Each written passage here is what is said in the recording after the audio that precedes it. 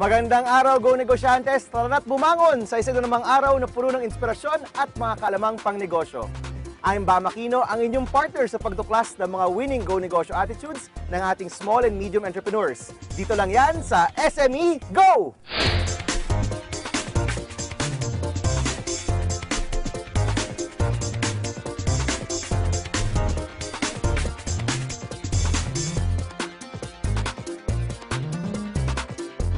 Let's go!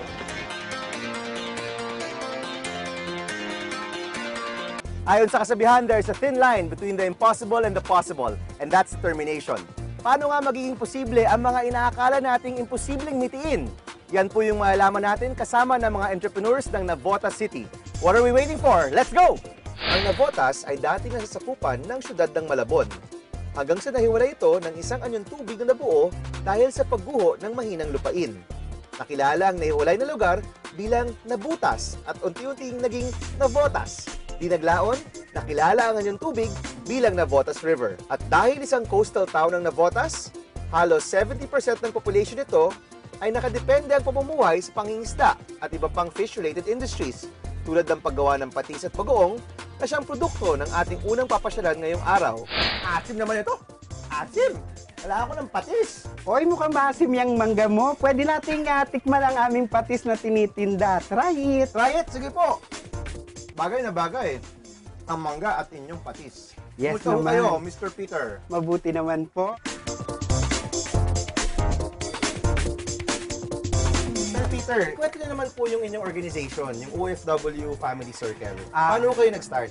Ang OFW Family Circle kasi nag-start kami ng 2004. Ang OWA kasi ang aming nag-assist sa amin ng aming mga reintegration program. So kayo hoy, galing po kayo sa ibang mga bansa noon. Yeah. Ano-ano pong bansa ang nare-represent po dito? Meron- Ang pinanggalingan. Meron sa Saudi, meron sa Hong Kong, may nag-Japan. Lahat-lahat na talaga. So Yes. pagbalik po dito, at least negosyo naman po yung inaatupag natin. Mm-mm. Okay, so tinuruan po tayo gumawa ng patis, tama po ba? Yeah. Okay, and ngayon po, ito na po yung binibenta po natin. So paano po yan? Ginagawa po yan sa bahay-bahay. Mm-mm. Hindi naman ho mahirap gumawa ng patis na Navotas kasi marami po tayong raw materials dito. Yeah. Okay, so hindi po tayo nakukulangan ng isda. Hindi. Pero alam ko po na napakatagal ng proseso ng paggawa ng patis. Talagang napakahaba ng proseso niya kasi it takes 8 months to 1 year para sa pag-ferment ng patis.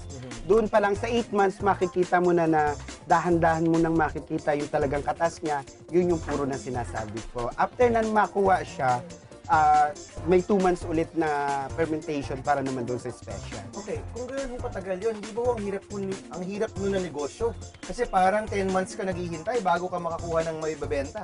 Actually, sa first step talagang mahirap. Pero kung titingnan mo siya, madali na lang kasi habang naghihintay ka, meron ka na may ibang produkto. Meron kasi kami kasamahan na nagtitinda ng daing, tapos may boneless bangus kami, plus ang aming Tita Flor ay napakagaling gumawa niya ng mga tahong burger plus the jewelries, fashion jewelries dahil trainer na rin namin yan. Okay, so iba-iba na rin po yung pinasok ng negosyo. Yeah. Nakita ko dito sa patis po ninyo, ito baka ho kailangan ng konting, siguro tulong sa konting branding. Ano pa po ba yung pwedeng gawin natin para mas mapaigting pa natin yung negosyo po natin? Actually, pinatest na namin yan sa DOST.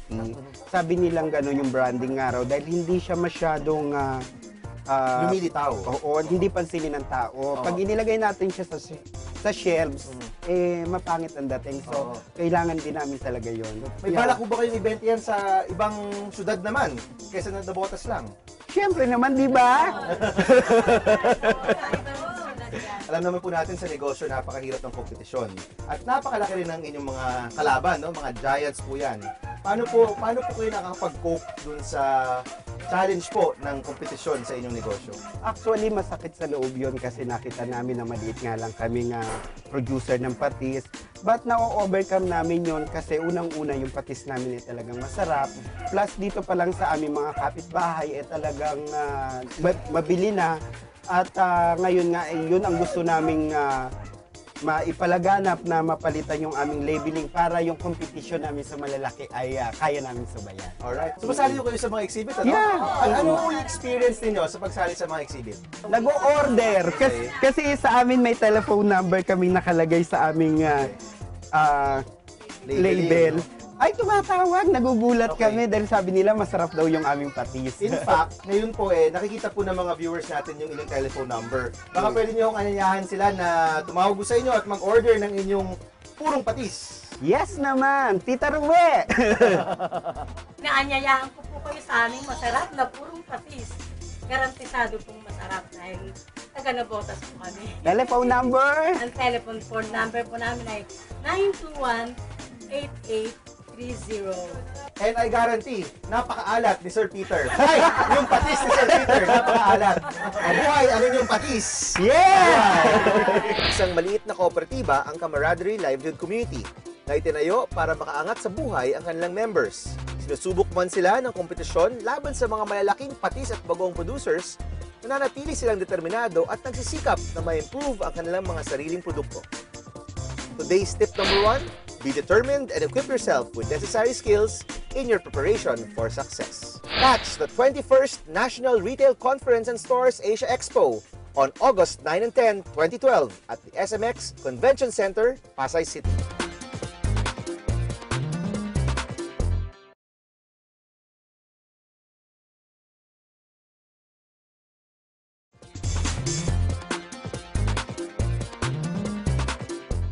Hey Josie, nandito na ako sa Navotas. Kakagaling ko lang sa Camaraderie Livelihood Community. Alam mo, napaka-inspiring ng kanilang determination. Tama ka dyan, Bang.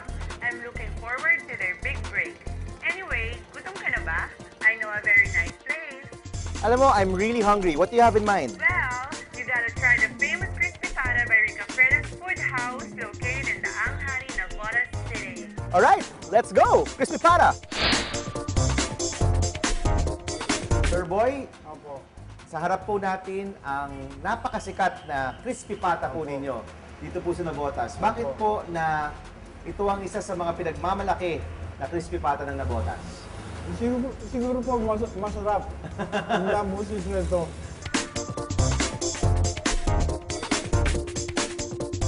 Paano po kayo nagsimula noon? Actually, accident lang po yan eh. Kumakain po kami ng tanghalian. May nabog po akong lalagyan ng sauce. Natuwad po doon sa pata. Nagalta nga po sa akin yung misis ko eh. Ginawa ko, kinain ko po. Masarap pala po. Doon yung nakita yung masarap na timpla. Opo. Ginaya ko po yung natapon na sauce. Lagay ko po doon sa luto kong una po, pork chop lang po yung luto ko eh. Lagay ko po doon sa pork chop. Masarap nga pala ako. At pagkatapos po noon, doon na po yung pag-crispy pata po ninyo. Opo. Nung nag-start po kayo, wala pa po kayong restaurant, ano? Wala pa po. Kung po yung po yun, jam shop. Nung magkapata po, siguro mga 2 years pa po yun. Okay. Pero hindi po kayo nagtayo ng restaurant, di ba? Hindi pa po. Paano po nyo nabibenta yung crispy pata? Eh, matin po ako sa mga, yung mga funeral sa mga patay-patay po. Ang gagawin ko, magdadala po ako. Pag may kakilala ko, bibigay ko po ron. Hanggang sa pag nasa pambo sila, lalapitan po ako. Boy, masarap pala niya yung pata mo. Pengi nga ulit. More na kayo pa ako doon sa tindahan ko. Okay, so slowly ho, nagkatindahan, Opo. tapos nagka-restaurant na rin po. Opo. Ito po, alam ko po, sa gabi talagang dinadayo po ito ng mga tao kasi Opo. masarap pong pulutan yung crispy pata po ninyo. Hanggang Switzerland po, nakakarating yung pata namin eh. Hanggang Switzerland. Opo. Lumipad po yung crispy pata sa Switzerland. Pag pinapadala niyo po sa Switzerland, luto na po yan? Oo O na po. Hindi naman daw po nagbabago eh. talaga crispy pa rin kahit nandun? Opo. Ano po yung pinaka naging challenge po ninyo sa inyo pong negosyo? Improve po yung pata. Saka yung mga short order po namin, in-improve po. In-improve po lahat. Okay. Yun lang po. So nung una ho, yung kahit ho itong pagluto, yung lasa na improve niyo po ng paunti-unti, ano? Opo. So yung 80s na crispy pata, tsaka ngayong 2012 na crispy pata. Ganun pa rin po. Ganun pa rin, pero may Opo. konting improvement. May konting improvement po.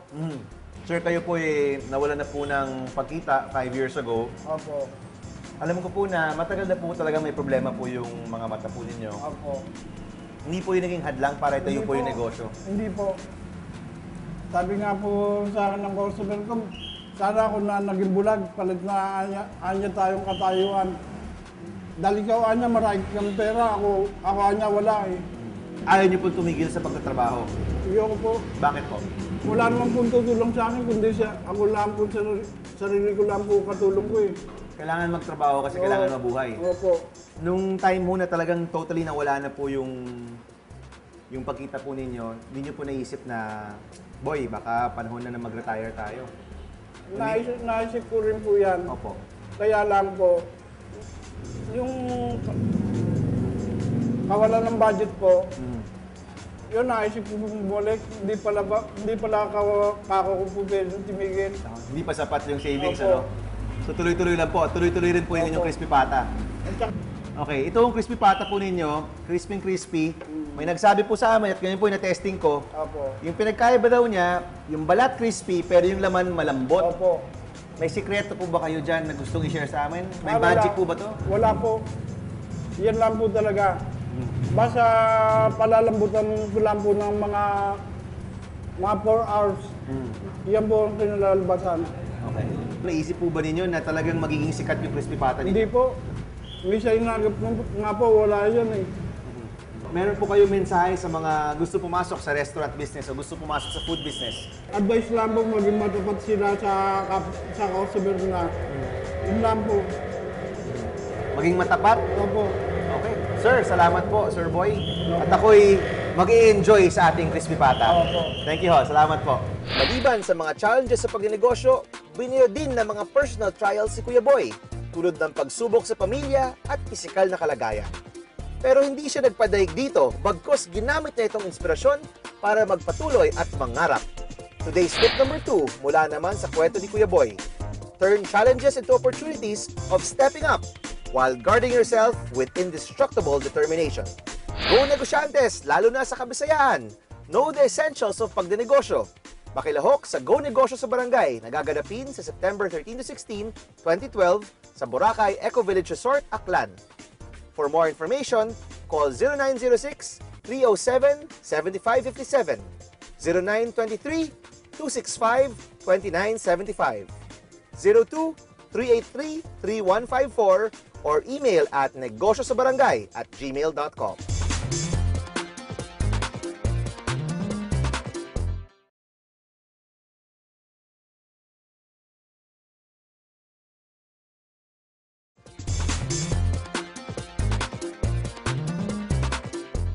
Usong-uso na ngayon ang pagdinegosyo via internet o ang tinatawag na online business. Pero saan at paano nga ba uumpisahan ito? Diyan tayo tutulungan ni Ms. Sharon Gozo, isang online entrepreneur at ang ating kaibigan mula sa Multiply. Okay, so Sharon, you were working in Multiply before and you had the sideline site, no? The travel outlet. Yes. And now, of course, you're totally focused on your Multiply site for Spinky. Baka you can Yes. tell us about how that transition happened. I found out that it was easy pala. It was actually easy to put up a store and then look for suppliers. Recently kasi I gave birth. And I decided to, just be a stay-at-home mom. But at the same time, I wanted to still do something on the side para naman may pang-shopping ako for my baby. It's in collaboration with a good friend of mine, si Mutya Laksa Buen Suceso, who's the creator of Spinky. What is the main difference with working in an office and now working from home and basically being a negosyante in the technological way, di ba? Well, first of all, I get to take care of my kid because I'm working from home. So when she needs to be fed or when I need to put her to sleep, I can just step aside. Okay, sige, let's go through the site, no? I know that there are some, I'm sure yung mga viewers natin may mga tanong rin sila. Okay, so here, this is the Spinky online shop. It's still a work in progress. We want to make sure that it has the Spinky look. So, pinapa-customize ko to. So, yun pa pala, pwede mong pa-customize yung site mo based on, meron na kasing ready themes sa Multiply, pero kung gusto mong mas maganda, meron kang specific idea ng site na gusto mo, then pwede kang magpa-customize. Okay, so here you'll see, meron ditong open a free shop. So, if you're starting from scratch at wala kang multiply site before, that's all you need to do. So there, when I clicked on open a free shop, magpipili ka na ng shop ID mo, password. So you have to enter your details and that's it. Tapos yun na, you're ready to set up your store. Okay, then you upload your pictures, it becomes a product listing. Yes, so And you're good to go. just go to stock room and everything you need to manage your store is there. So all you need to do is click on stock room and then you'll see your photo albums there. And then merong convert button It'll convert already your pictures to into product the, listing. To a product listing. Yes, but of course, once it's on the product listing page, you have to enter the details like the price, descriptions, kasi dati albums ka lang eh, 'di ba? Pictures lang yung nandun. At the end of the day, things still need to get to the buyers, di ba? Yes. Well, good thing because Multiply partnered with Send. So, naka-connect na siya. So, for example, right now, may free shipping na ina-offer si Multiply. So, all I needed to do was, enter the parang shipping profile per product. And that's it. Wala na akong, okay na, hinahandle na ni Multiply lahat. Do you have any advice for all the would-be multipreneurs out there? Multipreneurs. Lakas lang ng loob na if this is something you really want to do or if you need additional income, it's actually pretty easy. All you need to do is, find items that you want to sell. Believe in the items that you want to sell. Kasi dapat yung products ginagamit mo para pag may tanong sa'yo, madali mong masasagot na, okay, ito pala yung ginagawa ng product. And then, it's actually pretty easy. Basta, kung may questions ka, magtanong ka. Madali naman mag-contact ng tao sa Multiply. I guess that's the advantage of having an online business. No? Talagang Yes. things can just go as far as the internet goes. No? Yeah, because everything's online. Everyone's online.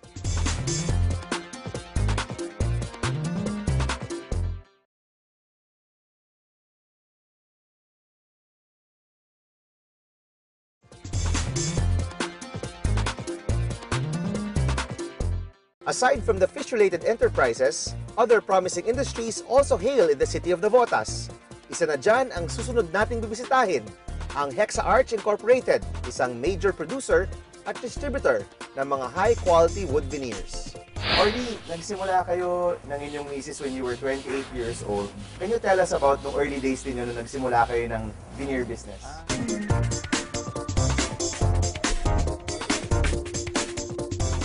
Nag-start kami sa second-hand machine. And walo lang ang employee namin. Suddenly, nagkaroon kami ng big break. Yung mga big companies like Guess and then Robinsons, nag-order sa amin ng maramihan. Did you go to them? Nag-pitch kayo sa kanila or may nagpakilala sa inyo? Actually, may nakita silang work namin na nagandaan sila. They found out na maganda yung quality and then yung aming mga veneers, we have a good suppliers abroad. So, doon nagsimula yon, and after that, of course, tuloy-tuloy na yung paglaki, no? And 12 years later, ilan na yung empleyado natin? Orly? Sa ngayon, including subcontractors, meron na kaming 100 plus employees. Masaya ako ngayon kasi marami akong naging empleyado, marami tayong natutulungan. Yung big break ho natin was actually Insular Life, right? Can you tell us about that, yung time ho natin na yun? Yung sa Insular Life, that time, sumali kami sa World Bex. And then, yung foreign company, nakita yung mga sample namin sa World Bex. And then, nag-try sila na mag-mock up kami. Then, nung magustuhan nila, Italian designer, yun yung first break namin ng big orders. At pagkatapos nun, tuloy-tuloy na yung mga big orders. Tuloy-tuloy na, nagawa namin yung Crown Plaza Hotel sa Ortigas. And then, yung latest naming hotel is yung Marriott Hotel. Ano po yung naging decision point ninyo na magtayo ng sarili ninyong veneer company? Since nakita namin yung load ng trabaho sa pinanggalingan namin, parang nagkaroon kami ng kumpiyansa na siguro kaya natin sa sarili natin to. So, yun na nag-trigger sa amin para magsarili. May time ho, nung nagsimula po kayo, wala po kayong kompetisyon. Kayo lang po yung gumagawa, tama po? And through the years, rumami po yung kakompetensya po natin. How are you able to handle that? Siyempre, maintain namin yung good quality and then pinagsisikapan namin yung aming price, still competitive. Yung supplier namin abroad, we have a good relationship. So talagang yung best na wood ang laging pinadadala sa akin. Sir, can you tell us more about the veneer? Ito kasing veneer, galing talaga sa mga natural wood na kunwari puno ng maple, oak, cherries. Yan po yung kumbaga demand ng mga interior designers and architects ngayon. So ito ho yung outer part. Oo. So kumbaga po mukha pa rin maganda at de kalidad with less cost, no? Oo. Meron ho kayo mga iba pang mga produkto dito. Ito naman ho, pag may mga, I guess, scraps, no? Tira-tirang mga veneer, binubuo nyo rin po ito. Yes, para sayang din kasi mga maliliit na part ng veneers eh. This is an idea of my wife. Kumbaga, nasayangan siya and then nakakita siya ng potential also. Sumasali kami sa mga bazaar. So siya namamahala rito. Okay. Meron po ba tayong advice sa mga entrepreneurs na nakikinig po sa atin? Kailangan talaga determination, huwag agad susuko pagka may mga problem. Yung competition, hindi nawawala yan. So yung quality at saka yung pagmamahal sa trabaho, yun ang the best. Meron ba kayong sikreto, sir, na gustong ipahiwatig sa mga nanonood sa atin? Yan ang number one secret namin, siyempre, pagiging malapit kay Lord. Natutuwa ako, may mga tao ko natutulungan. Yun naman kasi, good relationship sa mga employees. Naging madali ang pagsimula nila Orly ng kanilang business dahil isa sila sa mga unang veneer manufacturers sa bansa. Pero may mga aspeto ng negosyo na hindi nila kontrolado sa paglipas ng panahon, tulad ng pag-uubos ng supply at pag-igting ng kompetisyon. Dekalidad na serbisyo at determinasyon ang kanilang sagot doon. Today's tip number 3, mula sa kwento ni Orly. An easy start is not a ticket to an easy finish, but you always have the choice to be determined and define your ending. Maraming salamat sa inyong pagsama sa amin dito sa Navotas City. Sana po'y nakapulot kayo ng inspirasyon at mga practical tips sa inyong negosyo. Kita-kits tayo ulit next week. I'm Bam Aquino at ito ang SME Go. Huwag kalimutang bumili ng Go Negosyo Books, lalo na ang pinakabagong 50 Inspiring Stories of Young Entrepreneurs, kung saan kasama ang kwento namin ng aking business partner. Available po yan sa lahat ng leading bookstores nationwide. Need advice on how to start and run your business? We're just a text and click away. Text GoNego to 2910 for Globe and Smart. And like us on Facebook, facebook.com/GoNegosyoOfficial. Or log in to www.gonegosyo.net. Huwag din kalimutan tumutok sa Go Negosyo sa radyo every Friday, 2 to 3 p.m. sa DZRH para sa Metro Manila at radyo natin para naman sa mga provincial areas. At kung interesado kayo sa social entrepreneurship, bumisita lang sa aming website, www.happynoy.com. Thanks to Coleccione for my shirt on today's show. At mula sa Go Negosyo, maraming salamat sa ating mga annual partners, PLDT, SME Nation, Smart Communications, Meralco, RFM Corporation, BPI Family Kanegosyo, Avon Cosmetics, Multiply.com, The Orchard Property Marketing Corporation, Isuzu Philippines Corporation, LBC Express Incorporated, Value Line Systems and Solutions Corporation. At maraming salamat din sa mga kaibigan namin sa Department of Trade and Industry.